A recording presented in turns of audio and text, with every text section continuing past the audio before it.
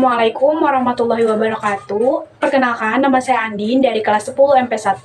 Saya ingin menjelaskan seputar tentang kompos. Sampah merupakan sisa-sisa aktivitas makhluk hidup yang identik dengan bahan buangan yang tidak memiliki nilai, kotor, kumuh, dan bau. Sampah domestik memang sering menimbulkan berbagai masalah. Salah satu cara yang dapat digunakan untuk meminimalkan dampak negatif yang ditimbulkan sampah organik domestik adalah mengolah sampah tersebut menjadi kompos. Apa sih kompos itu? Kompos adalah hasil pembusukan dari bahan-bahan organik yang membusuk dan hancur yang menumpuk dan menghasilkan tanah yang baru yang mengandung unsur hara yang tinggi yang baik untuk pertumbuhan tanaman. Di mana unsur-unsur tersebut adalah unsur-unsur yang dibutuhkan oleh tanaman. Pengomposan adalah proses di mana bahan organik mengalami penguraian secara biologis, khususnya oleh mikroba-mikroba yang memanfaatkan bahan organik sebagai sumber energi. Proses pengomposan secara sederhana dapat dibagi menjadi dua tahap, yaitu tahap aktif dan tahap pematangan. Proses pengomposan dapat terjadi secara aerobik menggunakan oksigen atau anaerobik tidak ada oksigen.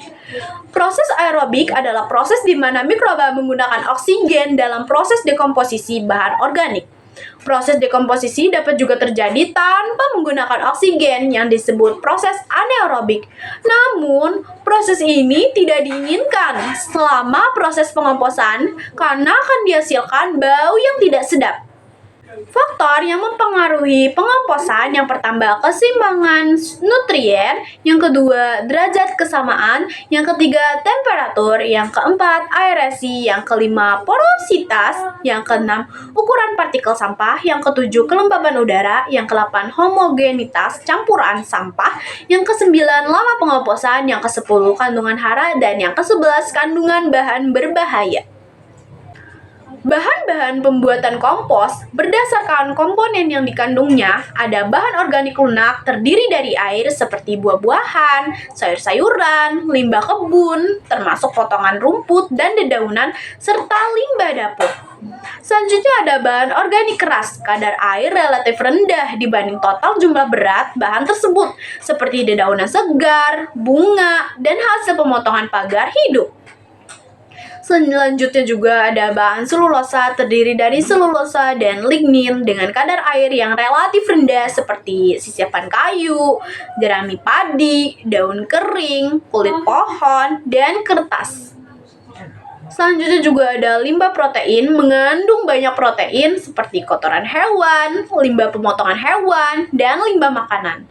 Ada juga limbah manusia yaitu fases karena sangat disenangi mikroorganisme.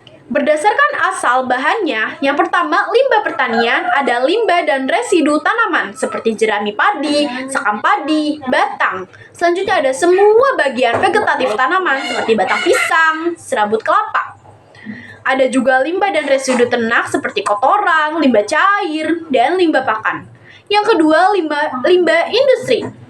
Ada limbah padat, kayu, kertas, serbuk gergaji, ampas tebu, ada limbah cair seperti alkohol, limbah dari pengolahan kertas dan minyak kelapa. Yang ketiga ada limbah rumah tangga seperti sampah. Sampah itu contohnya tinja, urin, sampah dapur. Yang kedua ada garbage, yaitu dapur rumah tangga, pusat perbelanjaan pasar. Yang selanjutnya ada rabis, pusat perbelanjaan dan kantor.